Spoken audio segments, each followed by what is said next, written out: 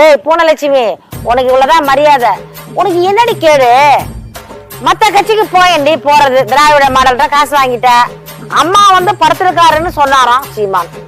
அம்மா வந்து எப்படி பேசலாம்? அவங்க வந்து ஒரு அதிமுக தலைவர். இப்பதான் தெரியுதாடி உனக்கு? அம்மா தான் படுத்திருக்காங்கன்னு தான் சொல்ல முடியும். நானே வந்து அதிமுக தான். புரட்சி தலைவியை பத்தி பேச உனக்கு என்ன தகுதி இருக்கு நாயே? புரட்சி தலைவியை பத்தி அவங்க பேரை சொல்ல கூட தகுதி இல்லாத நாய்.